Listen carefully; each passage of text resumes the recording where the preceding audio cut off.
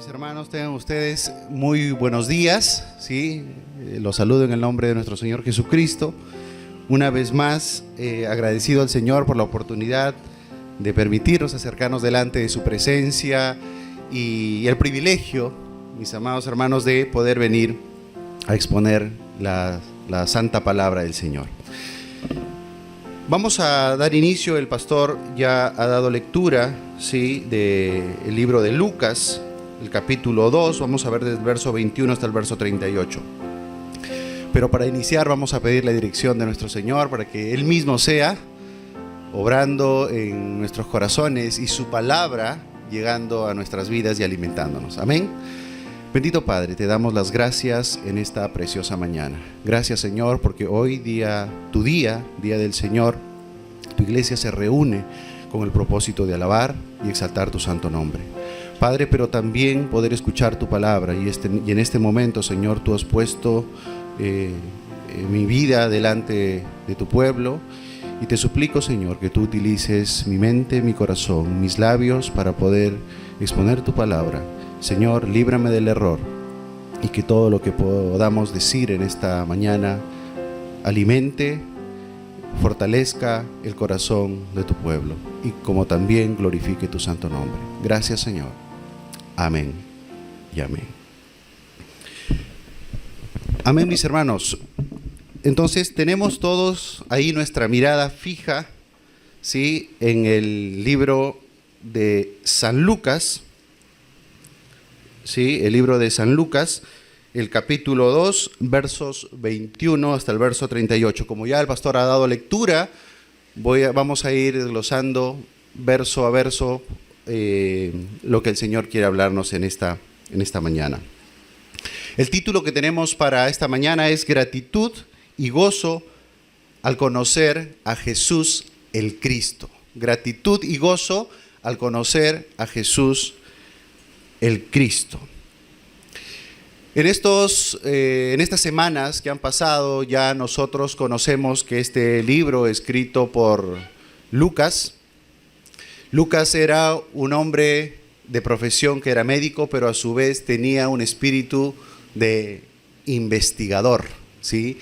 Todas las cosas que nosotros poco a poco estamos conociendo y las que iremos viendo también en lo que él ha escrito es parte de una investigación que él ha realizado. Es que él ha viajado pueblo a pueblo, ha ido conociendo a cada personaje, ha ido indagando y lo que él ha puesto, de hecho, ha considerado aquellas cosas más importantes y trascendentes para poder mostrar quién era Jesús, con quién estaba, las cosas que él hacía y cómo es que verdaderamente Jesús era humano y Jesús Dios, 100% hombre y 100% Dios. Mis hermanos, y hemos estado viendo, de hecho, cómo es que Lucas, en muchos de los pasajes que nos mencionan las Escrituras, él ha ido trayendo en su redacción lo que decía Zacarías, lo que decía María, lo que decía Simeón en sus palabras, que es lo que vamos a ver el día de hoy. Pero muchas de estas cosas, sí, traídas desde el Antiguo Testamento y dándonos a conocer en ese tiempo y en ese momento con un sentido muy hermoso, que era llegar a explicar y dar a conocer esa palabra del Antiguo Testamento, pero en un contexto actual, de su tiempo, de su momento, y de hecho que era también de adoración al Señor, dando cumplimiento a lo que las Escrituras hablaban en el Antiguo Testamento. ¿Por qué el título Gratitud y gozo al conocer a Jesús el Cristo? La historia nos va a relatar, mis amados hermanos, cómo es que se va a mostrar a un hombre, ¿sí?, que Dios a través del Espíritu Santo le había mostrado o le había dado a conocer que no iba a morirse, sino antes sus ojos puedan ver al Salvador o sus ojos puedan ver la salvación. Y en eso nos vamos a ir desglosando parte por parte, mis amados hermanos, y vamos a nuestro primer punto. ¿Sí? Nuestro primer punto. Y es del 21 al verso 24, y vamos a ir leyendo verso por verso, ¿sí? Y mientras vamos identificando y leyendo, también queremos que podamos comprender cuál es la conexión que Lucas hace con el Antiguo Testamento, como les habíamos mencionado. Dice la palabra del Señor, verso 21. Cumplidos los 8 días para circuncidar al niño, le pusieron por nombre Jesús, el cual le había sido puesto por el ángel antes que fuese concebido. Cumplidos los 8 días para circuncidar al niño. ¿Sí? Cumplidos los 8 días para circuncidar al niño. Este primer punto, hermanos, tiene que ver con el cumplimiento de la ley de Dios. El cumplimiento de la ley de Dios. La circuncisión, mis amados hermanos, que muestra aquí, era que todo niño nacido y a los 8 días tenía que ser circuncidado. Y creo que todos sabemos en qué consiste la circuncisión, ¿sí? Cortar el prepucio del bebé, que corresponde, de hecho, a un símbolo, a un ritual que el pueblo judío había realizado durante mucho tiempo, y que esto no solamente tenía algo simbólico como tal, sino también el cumplimiento del pacto, ¿ok? Que de hecho, humanamente, beneficiaba a la salud, ¿sí? Es de beneficio a la salud. ¿Por qué? Porque si se da en este contexto de que el niño ya es cortado, ¿ok? Cuando sea grande va a evitar algunas infecciones o problemas que se pueda tener. Era beneficioso para la salud, pero también había un significado muy importante y trascendente, mis amados hermanos, que era dar cumplimiento a la ley, pero la señal del pacto, como les había mencionado. Vamos a Génesis capítulo 17, verso 12. ¿Sí? Vamos a Génesis para un poquito ir viendo lo que las Escrituras nos dicen. ¿Sí? Génesis capítulo 17 y vamos a leer el verso 12. Dice la palabra del Señor así. Y de edad de 8 días será circuncidado todo varón entre vosotros por vuestras generaciones, el nacido en casa y el comprado por dinero a cualquier extranjero que no fuere de su linaje. Estamos viendo que había una ordenanza en la ley del Señor, la ley mosaica, vamos a decirlo así, y que decía que tenía que realizarse este rito. Pero esa señal, que era señal del pacto, tiene un significado muy importante.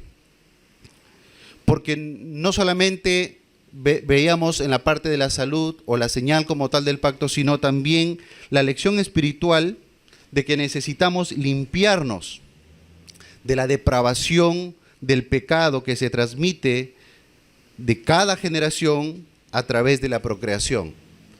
¿Cuántos de nosotros podemos decir que somos libres de pecado? Ningunos. Todos hemos pecado. ¿Y cómo es que hemos llegado a obtener el pecado, hermanos? De hecho, Adán y Eva pecaron.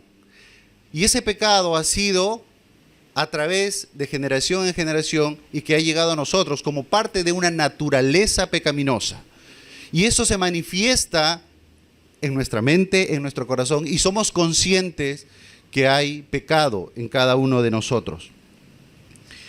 Y de hecho, esto ha venido y ha mostrado la naturaleza de cada uno de nosotros, una naturaleza de pecado.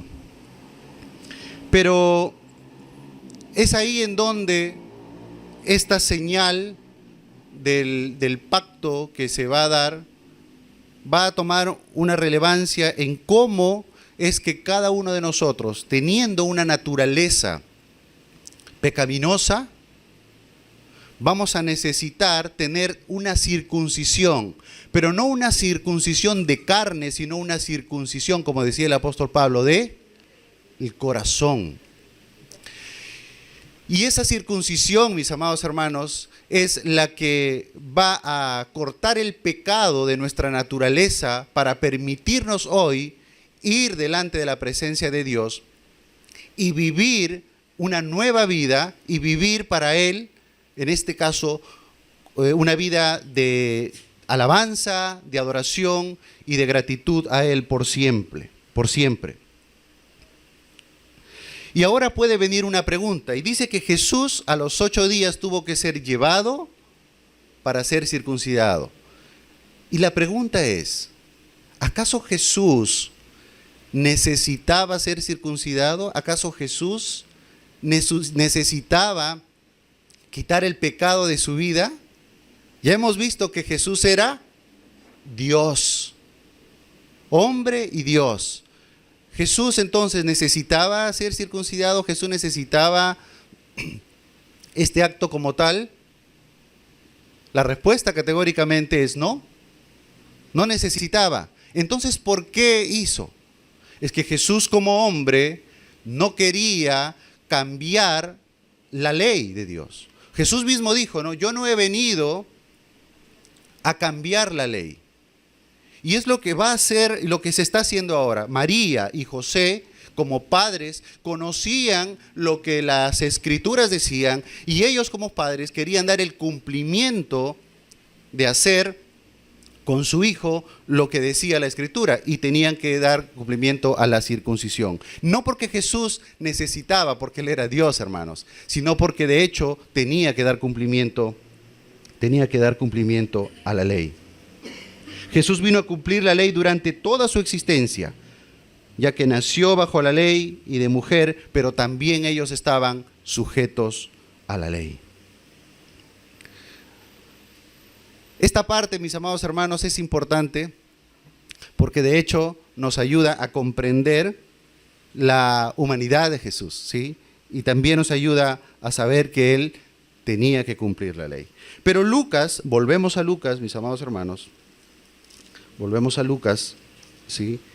Lucas sigue diciendo, le pusieron por nombre Jesús, el cual le había sido puesto por el ángel antes que fuera concebido. Lucas aquí, si bien es cierto hay un cumplimiento de parte de la ley con la circuncisión,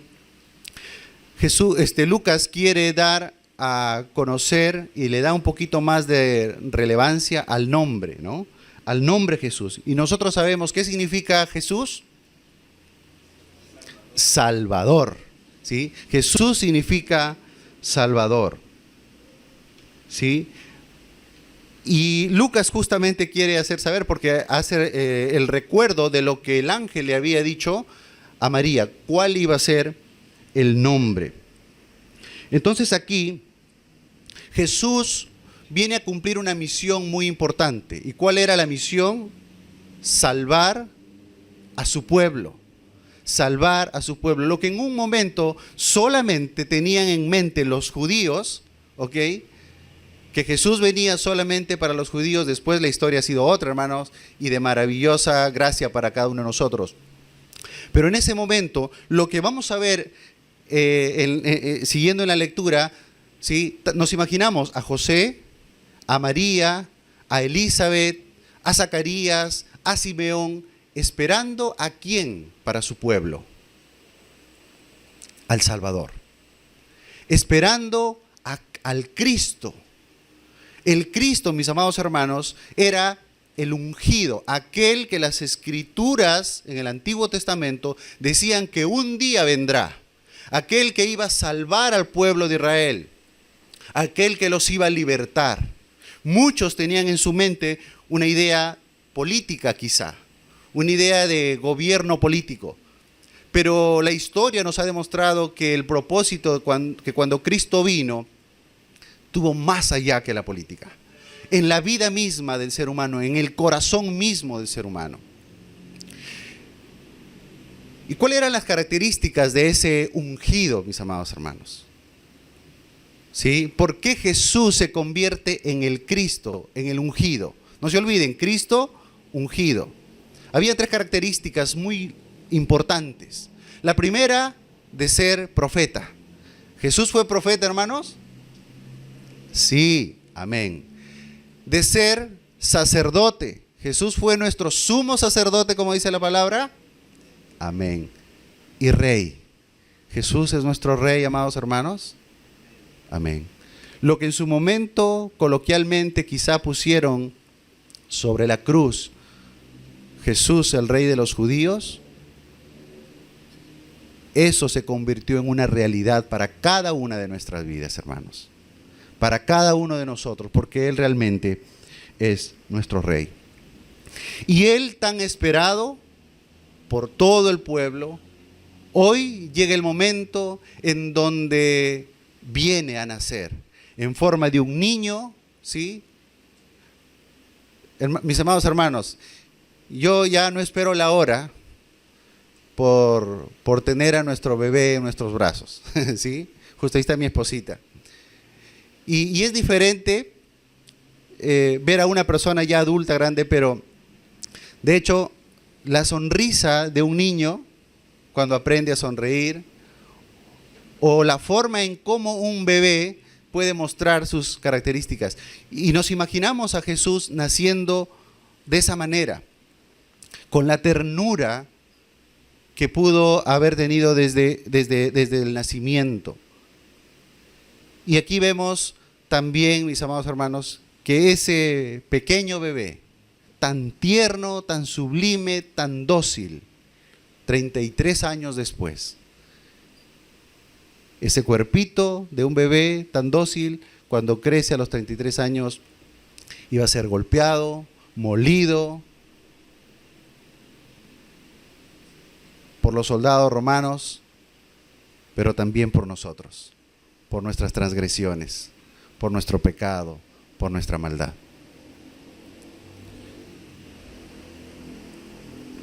Seguimos dando lectura, mis amados hermanos.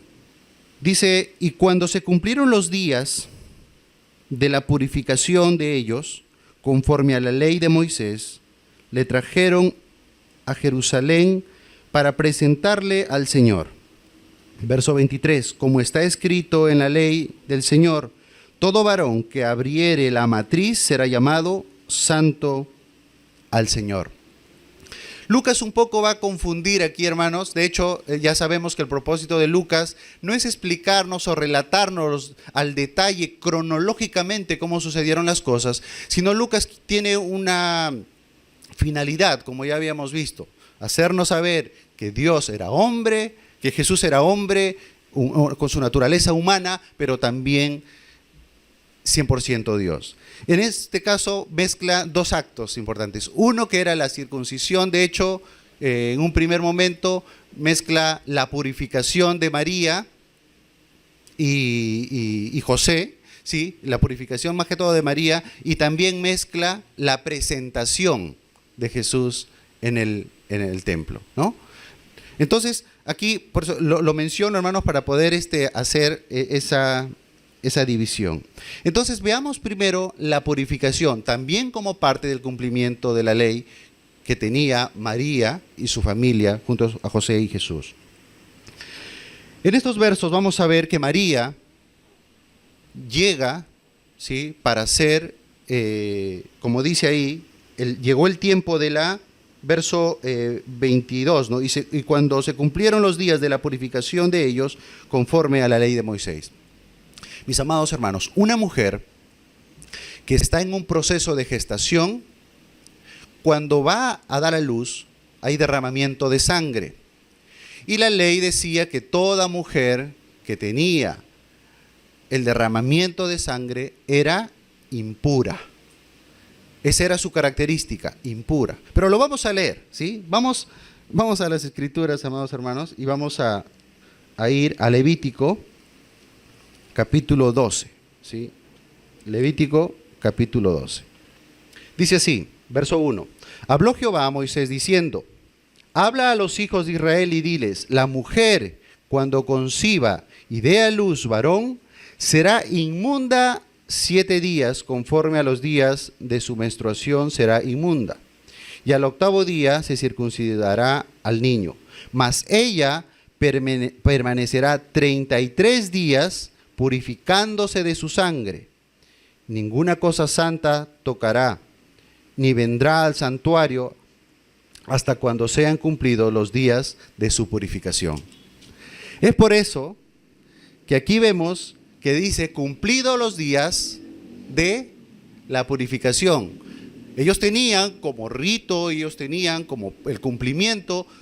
De hecho, María sabía que al haber dado a luz y haber estado contaminada con la sangre, como ya ellos lo tenían definido, ella tenía que estar en un proceso de purificación. Y si nosotros contamos 32 días más 8, casi 40 días.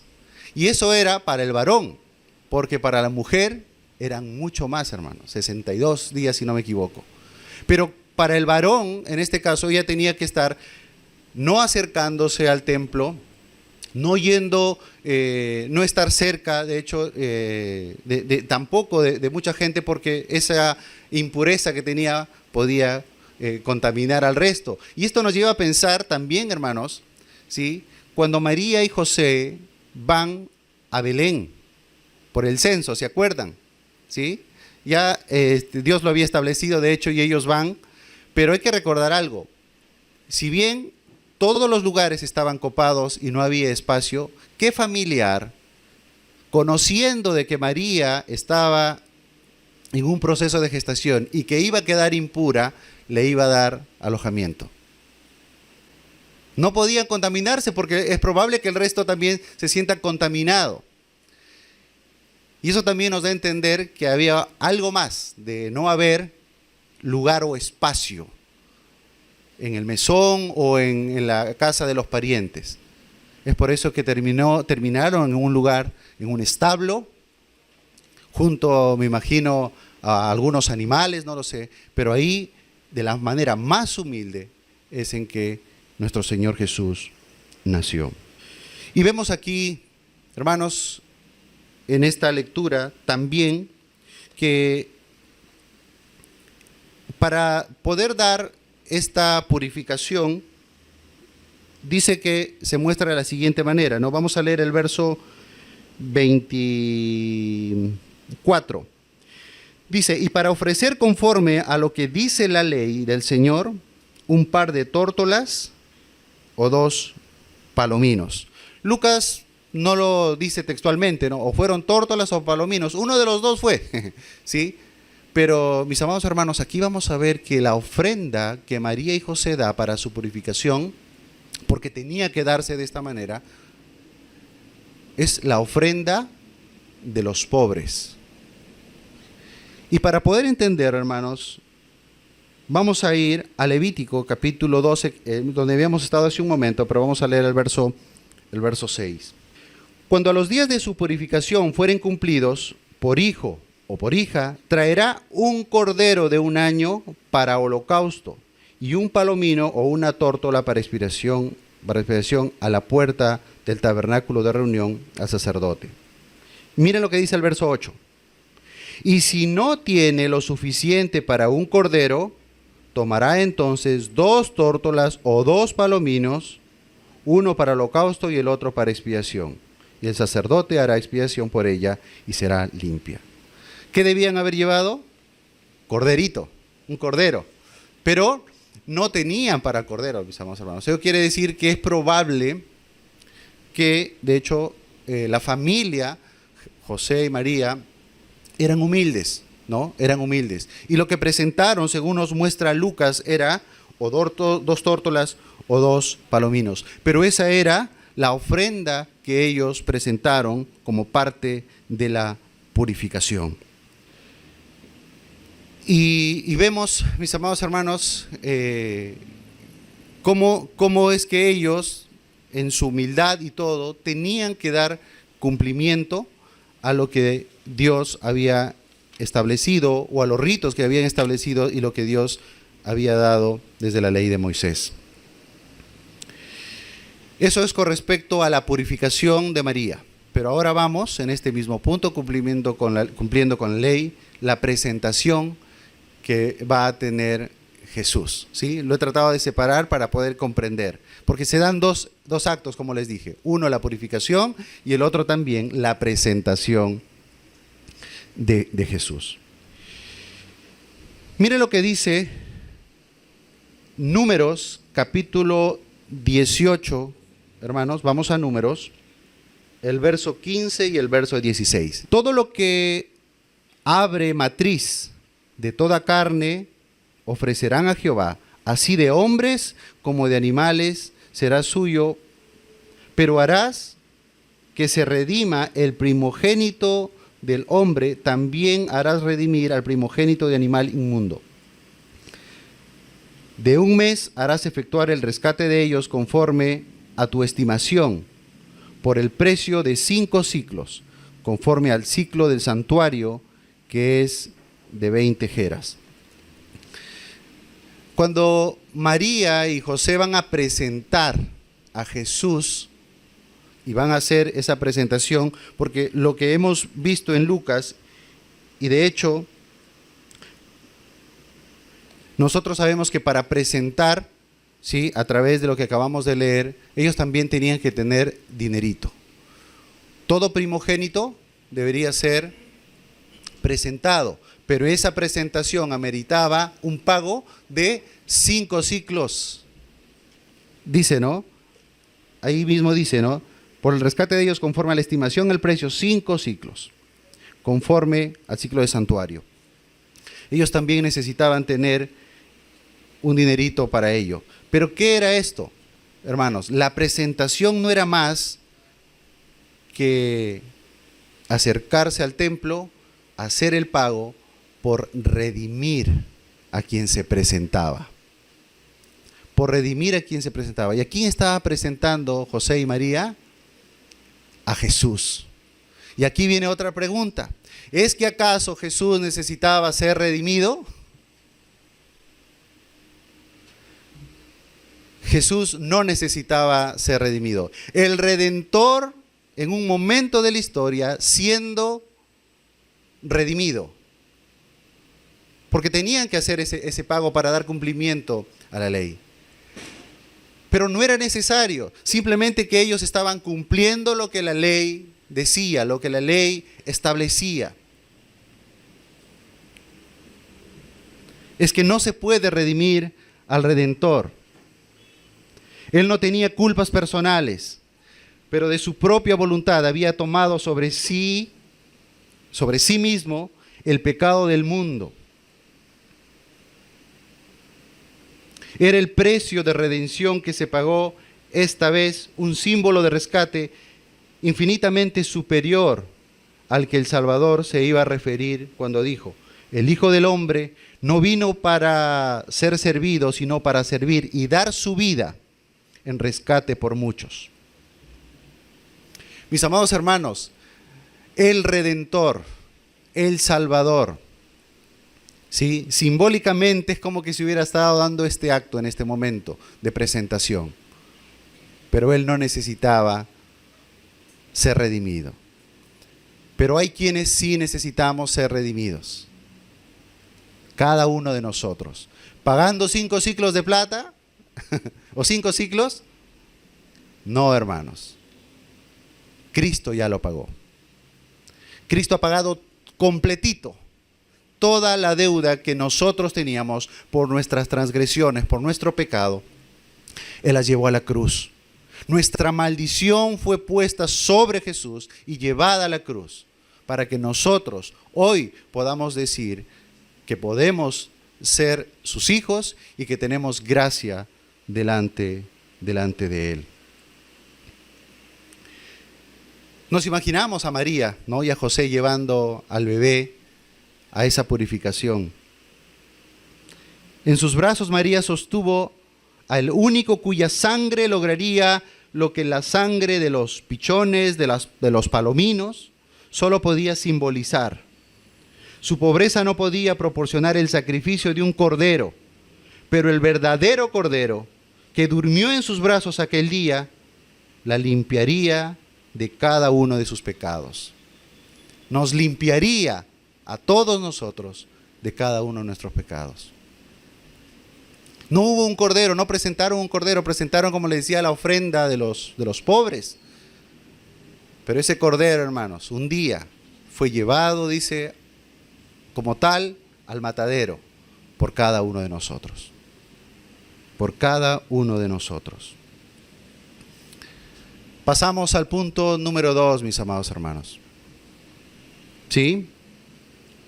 La lectura sigue diciendo, verso 25. Y he aquí, había en Jerusalén un hombre llamado Simeón.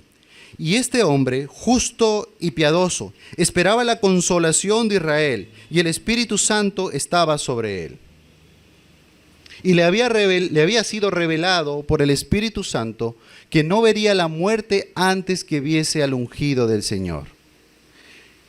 Y movido por el Espíritu, vino al templo. Y cuando los padres del niño Jesús lo trajeron al templo para hacer con él conforme a los ritos de la ley. Dice que había un hombre en ese momento, en cuando todos habían venido, de hecho, Jesús María a hacer la presentación, dice que había un hombre que se llamaba Simeón. ¿Sí? Simeón. Simeón, un nombre común, mis amados hermanos, un nombre común, y este nombre significa Dios ha oído. ¿Sí? Hay una tribu que se llama la tribu de Simeón, que era el segundo hijo de Lea. ¿Se acuerdan cuando Jacob trabajó duro por Raquelita y Labán le dio a su primera hija? Él siguió trabajando, 21 años trabajando, hermanos, por Raquel. Entonces, pero Labán le había dado a Lea. El segundo hijo de Lea fue Simeón, ¿no? Por eso es la tribu de Simeón. Las 12 tribus de Israel vienen de los 12 hijos que tuvo Jacob, ¿no? Y ese nombre, ¿qué significaba, hermanos? Dios ha oído. Dios ha oído. Porque en su momento Lea era como menospreciada, no era tomada a bien. Y de hecho, ella quería tener un hijo. Y Dios responde y le da a Simeón. Entonces el nombre de este personaje Simeón, ahora en la historia, en ese tiempo, con ese mismo nombre, nos imaginamos una persona común y corriente, pero que dice tenía unas características muy trascendentes e importantes. Dice, un hombre justo y piadoso. Justo y piadoso. Dice, y el Espíritu Santo estaba sobre él. Un hombre justo y piadoso que el Espíritu Santo estaba sobre él. Hay una característica que se muestra en la vida de Simeón y creo que este va a ser un ejemplo para cada uno de nosotros. Mis amados hermanos, en el corazón, en la mente de Simeón había algo importante. Él estaba consciente de que un día iba a ver al Salvador, de que un día lo que él esperaba también junto a su pueblo iba a llegar y que no iba a morir sin antes sus ojos puedan ver al Salvador. Y él, en esa esperanza, nos imaginamos a él esperando la llegada de ese Salvador, porque él ya era de avanzada edad, él era un hombre viejo. ¿Sí? Nos imaginamos que él estaba contando sus días y que había en su corazón algo, no he conocido al Salvador, no he conocido al Mesías, al ungido, al Cristo, no lo he conocido, pero Dios le había prometido, dice a través del Espíritu Santo, y llega el día, mis amados hermanos, llega el día en cuando él se va a encontrar cara a cara, no solo con el niño, el Salvador, sino que sus ojos van a ver la misma salvación y él lo va a tomar en sus brazos. Pero este hombre, mis amados hermanos, dice que era justo y piadoso, características propias de un verdadero cristiano, de una persona que teme a Dios, que es devoto de nuestro Señor. Y la piedad es la que se muestra en la característica de Simeón. ¿Qué es la piedad, mis amados hermanos? ¿A qué está referido? Calvino escribió sobre ello y dijo lo siguiente: la piedad verdadera consiste en un sentimiento sincero de amor a Dios, como Padre. Pero esa adoración y reverencia a Él como nuestro Señor. Piedad es abrazar a Dios, su justicia, experimentar más que el temor por ofenderlo que por morir. O sea, de hecho, había en el corazón de Simeón, ¿sí?, una gratitud, ¿sí?, un temor por ofender a Dios. Y era como que, Señor, no voy a hacer lo malo, no voy a hacer las cosas que tú detestas, Señor, por el amor que puedo tenerte a ti. No por lo que puedo morir o por lo que quizá me puede suceder o me puede pasar, sino que, Señor, porque tengo temor de ti y porque he entendido quién eres. Y nos imaginamos, amados hermanos, a Simeón guardando esto en su corazón. Y es lo que se expresa también para cada uno de nosotros. ¿Cómo guardamos el temor? ¿Cómo guardamos nuestro corazón en devoción para nuestro Señor? ¿Hay piedad en nuestras vidas? ¿Hay piedad en nuestro corazón? Un amor que se muestra en lo que somos y hacemos. Nuestra devoción que se muestre en lo que somos, pero también en lo que hacemos, hermanos. Y aquí vemos a Lucas, que se tomó su trabajo en serio. ¿Por qué? Porque nos imaginamos a Lucas con papiro y, no digo lapicero porque en ese entonces no sé si había lapicero, o tinta, ¿no? Indagando, ¿quién era Lucas? ¿Quién era Simeón? ¿Ustedes creen que Lucas le preguntó al mismo Simeón quién era? No. Nos imaginamos que él fue al templo, nos imaginamos que preguntó a los hermanitos o a los hermanos de ese tiempo y les dijo, ¿quién es Simeón? Háblame de Simeón. Y ellos empezaron a decirle, no, Simeón es un hombre piadoso, Simeón es un hombre muy devoto, Simeón tiene estas características, es un buen hermano, es un buen amigo, es un buen siervo de Dios. Lucas tuvo que hacer eso para poder escribir lo que ha puesto aquí en su libro, a través de la inspiración de Dios, lógicamente, pero en base a su investigación. Lo hermoso que la gente pudo hablar de Simeón. Y ahora la pregunta sería, si alguien viene investigando, ¿quién es Abel? ¿Quién es Marlene? ¿O quién es Pablo? ¿No? ¿Quién es Luis Enrique? ¿Quién es Clara? ¿No? ¿Cuál será la catalogación que podemos recibir de parte de quienes hablen de nosotros? Y es que verdaderamente con Simeón hubo un buen testimonio. Y ese es el testimonio, hermanos, que también cada uno de nosotros debemos mostrar en el transcurso de nuestra vida. Simeón, al igual que Pablo, estaba preocupado por los judíos, hermanos. Había una preocupación en Simeón. De hecho, nosotros sabemos que el pueblo de Israel por mucho tiempo había sido oprimido, había sido maltratado, había sido dominado, vamos a decirlo así, y estaba siempre bajo autoridades, incluso hasta paganas, ¿no? Pero esa preocupación que había en el corazón de Simeón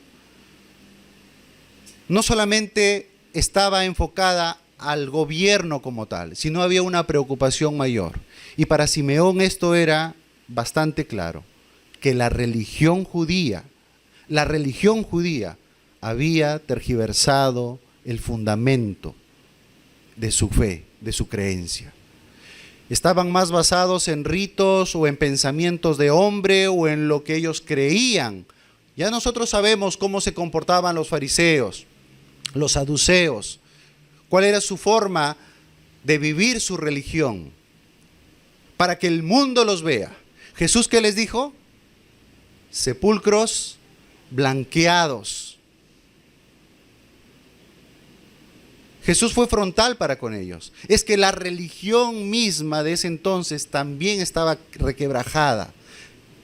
Estaban por otro camino y Simeón también tenía preocupación de ello.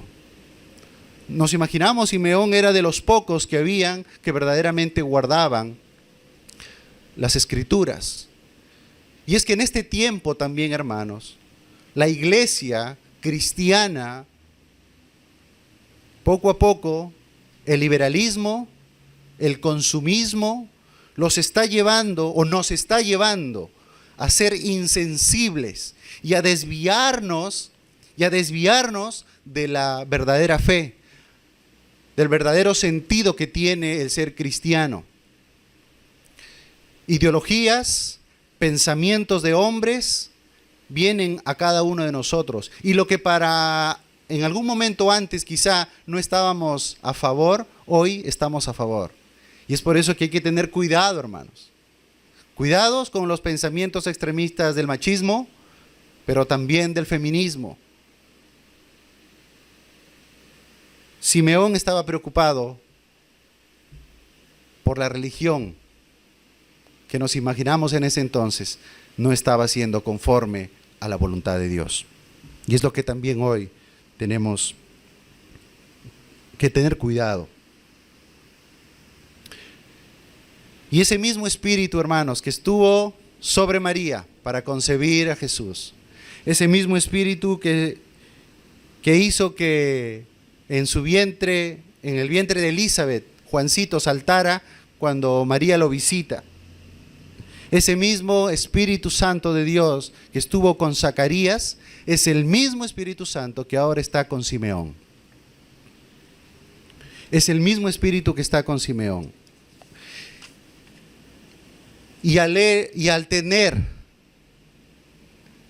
a Jesús en sus brazos, seguimos dando lectura, verso 26 dice: y le había sido revelado por el Espíritu Santo que no vería la muerte antes que viese al ungido del Señor. Y movido por el Espíritu Santo, vino al templo. ¿Sí? Miren, el Espíritu Santo es quien guía a Simeón para venir al templo.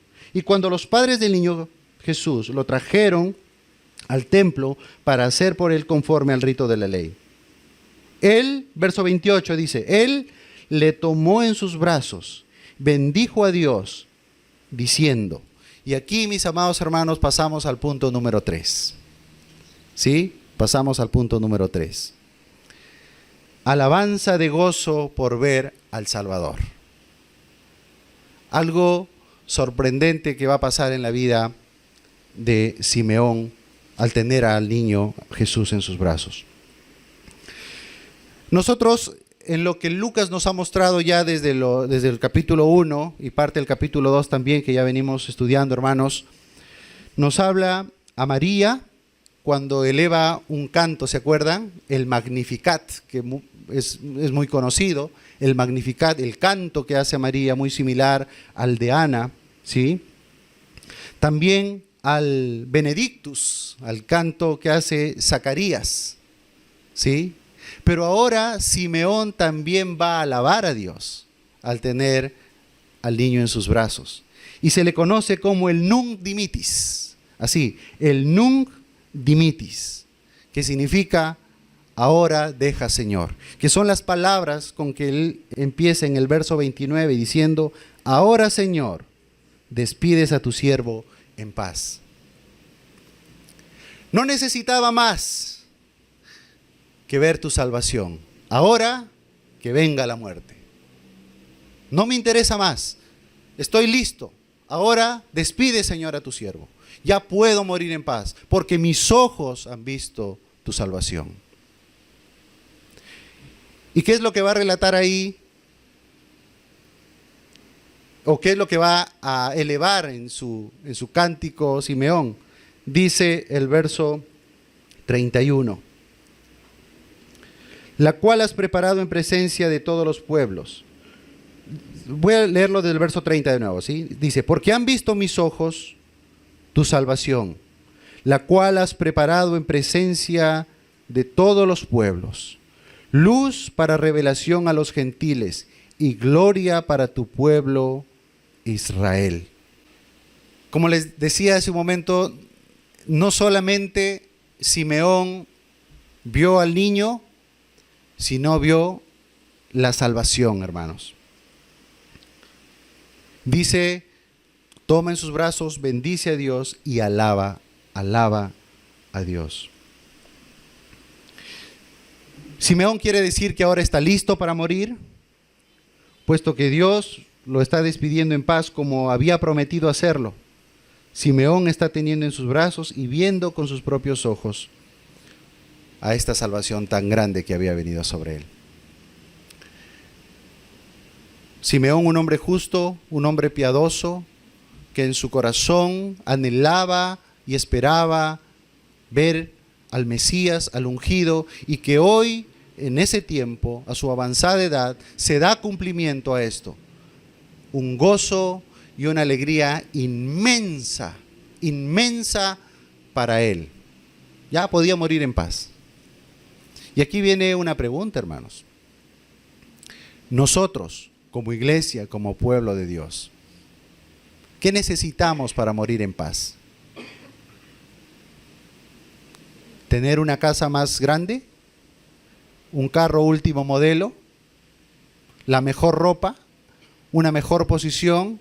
¿Fama? ¿Poder? ¿Gloria? ¿Algo? ¿Qué necesitamos para morir en paz? Nada terrenal, nada humano, sino solo a Cristo. Porque Cristo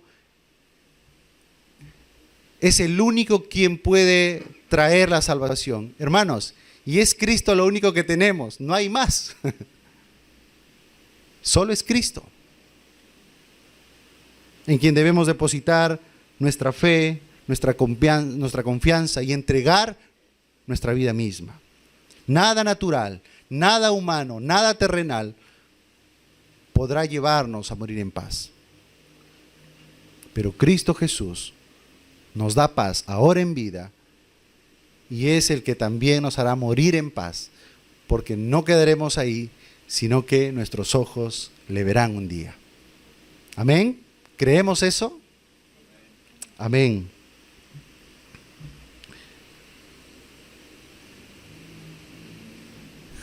Cuando Simeón va a despedir a María y a José, les dice lo siguiente.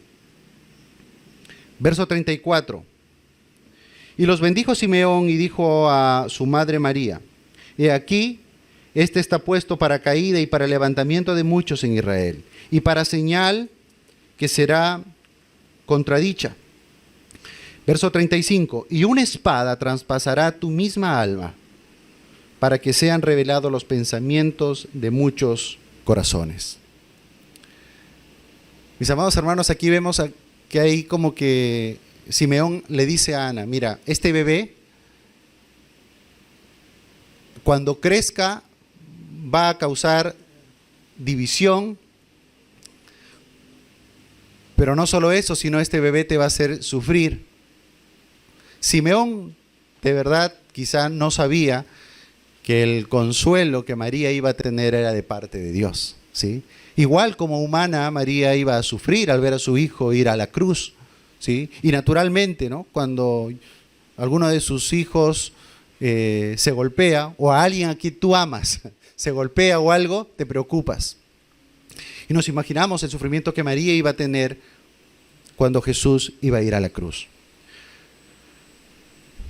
Pero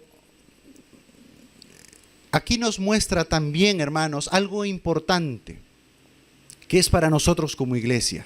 ¿Cuántos de nosotros, al haber recibido y aceptado a Cristo como nuestro Salvador y al haber entendido que Él nos ha mirado con gracia y nos ha dado de ella sin merecerlo, ¿ok? Somos conscientes que nuestra vida va a ser feliz, ¿sí? Paz y amor, no hay sufrimiento, no hay nada erróneo, ¿no? O el famoso pare de sufrir, ¿no? Que escuchamos. No, hermanos. El conocer a Cristo, el tener el Salvador en nuestras vidas, el tener a nuestro Señor, nos va a llevar a tener tiempos de sufrimiento. Nos va a llevar a padecer por causa de Él. Y es que la vida cristiana no es fácil. Pero en medio de ello, Cristo está con nosotros. Él está con nosotros. Y Dios no va a permitir una prueba, dice, más grande de la que no podamos soportar. Y Él estará de nuestro lado. Cuando Romanos 8:28 dice, y sabemos que a los que aman a Dios, todas las cosas ayudan a bien, ¿sí? No es que todo es felicidad. Hay momentos también en los cuales, ¿sí?, es de sufrimiento y dolor, pero que nos ayuda a bien. Y viene una pregunta. ¿Cuántos de nosotros no hemos sido atraídos a los pies de Cristo con los lazos de amor? Con los lazos de amor. ¿Sí? Esos lazos así. Y han sido lazos fuertes. Una decepción amorosa, un problema en el matrimonio, quizá una enfermedad, pero era la única manera, hermanos, en que nosotros hubiéramos venido delante del Señor. Si no, seguiríamos en el mundo. Bendito sea Dios que nos trajo así. Bendito sea Dios que nos trajo así. Porque hoy nos damos cuenta que es lo mejor. Y nos ayudó a bien. Amén. Terminamos con el punto 4, 36 al 38. Estaba también allí Ana, profetisa, hija de Fanuel de la tribu de Aser, de edad muy avanzada, pues había vivido con su marido 7 años desde su virginidad, y era viuda hacia 84 años, y no se apartaba del templo, sirviendo de noche y de día con ayunos y oraciones. Esta, presentándose en la misma hora, daba gracias a Dios y hablaba del niño a todos los que esperaban la redención en Jerusalén. Miren, hermanos, tanto Simeón, que esperaba al Salvador, Ana también sabía que esperaba al Salvador. Y ahora para Ana también, esa esperanza, eso que tenía, hoy había llegado el tiempo, en ese momento. Sus ojos, nos imaginamos que también habían visto al bebé, y el Espíritu Santo había confirmado en ella que Él era el Salvador. ¿Cuántos años tenía Ana? Edad avanzada, 84 años. ¿Sí? Mayor, ¿sí o no? Mayor. Pero dice que ¿dónde estaba, hermanos? En el templo. Dice que no se apartaba del templo. No quiere decir que vivía ahí, hermanos. Dice que, esto Lucas nos imaginamos que era una mujer, al igual que Simeón, también una mujer piadosa, una mujer temerosa, una mujer que estaba sirviendo a Dios. Una mujer que estaba comprometida con el templo, con las cosas del Señor. Y es una característica importante también. Así como hemos visto la piedad de Simeón, vemos aquí a una mujer que está presta y comprometida a servir. Es por eso el punto 4 es comprometidos en servir en la casa de Dios. No importa la edad para estar en la casa de Dios y para servir, la disposición y compromiso que debe haber para el servicio, la actitud misma de servir, porque uno es servir con gozo y con alegría, entendiendo por qué servimos, y otro es servir porque, bueno, tengo que servir, o bueno, tengo que ir a la iglesia porque soy obligado quizá. Pero no importa, hermanos, obliguen a sus hijos a venir, sí, oblíguenlos, sí. Después le van a agradecer. Y hermanos, y es que es así. Y Ana también esperaba la redención de Israel, y se estaba dando cumplimiento en ese momento, hermanos. Nos imaginamos a Ana, también de avanzada edad, el gozo y la alegría que ésta tenía. Estos 4 puntos, hermanos, quiero conectarlos con el título y vamos terminando. Esa gratitud y gozo al conocer al Salvador, tanto de Simeón como de Ana, lo habían demostrado con su vida misma. Porque ellos estaban esperando al Salvador por primera vez. ¿Y cómo lo esperaban, hermanos? Lo esperaban amando, adorando, sirviendo alabando, ¿no? Cumpliendo la ley de Dios. El punto número 1 es el cumplimiento de la ley. Tanto José como María estaban dando cumplimiento a Dios y hacían cumplir para su familia con Jesús. En el punto número 2 nosotros hemos visto de una vida de piedad, de Simeón esperando al Salvador. ¿Cómo es que una vida de alabanza por ver al Salvador? Nosotros también, hermanos, ya hemos visto al Salvador a través de su palabra y el compromiso que tiene que haber en servir como era de Ana. Hermanos, nosotros esperamos al Salvador, ¿o no? ¿Por qué? Por segunda vez. ¿Cómo le esperamos, hermanos? ¿Cómo estamos esperando a nuestro Salvador que vendrá por segunda vez? ¿Con piedad? ¿Siendo justos? ¿Sirviendo al Señor? Como lo hacía Simeón y Ana. Solo para tomar el ejemplo de ellos, hermanos, a quien Dios utilizó y quien Dios permitió que se hablara y se escribiera de ellos en sus escrituras a través de la investigación de Lucas. Mis amados hermanos, que ese mismo sentir que hubo en Simeón y en Ana, que tenían esperanza de ver al Mesías, al ungido, ese mismo deseo, esa misma devoción, ese mismo fervor que hay en nuestro corazón, porque esperamos por segunda vez a nuestro Señor Jesucristo. Y si no le vemos aquí en vida, hermanos, lo vamos a ver cuando ya no estemos en esta vida, pero cuando estemos delante de su presencia. Amén.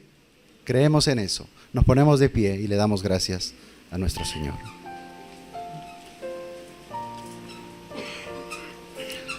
Amado Padre, te damos las gracias, Señor, en esta mañana. Gracias por tu palabra. Gracias por habernos permitido, Señor, acercarnos delante de ti. Señor, la gratitud, el gozo que tuvo Simeón y Ana al ver al Salvador, Señor, en ese momento, que sea para nosotros algo continuo en nuestras vidas, Señor, porque por tu palabra creemos que tú viniste a este mundo, que naciste de María, que creciste y cumpliste tu propósito al ir a la cruz para poder redimir y rescatarnos de nuestros pecados. Gracias, Señor Jesús. Permite que cada uno de nosotros viva una vida de piedad, de justicia y de alabanza a ti, y que todo lo que podamos hacer glorifique tu santo nombre por siempre. Gracias, Señor, por este tiempo. Oramos en el nombre que es sobre todo nombre, de Cristo Jesús, tu único Hijo. Amén y amén. Dios les bendiga, hermanos. Pueden tomar asiento.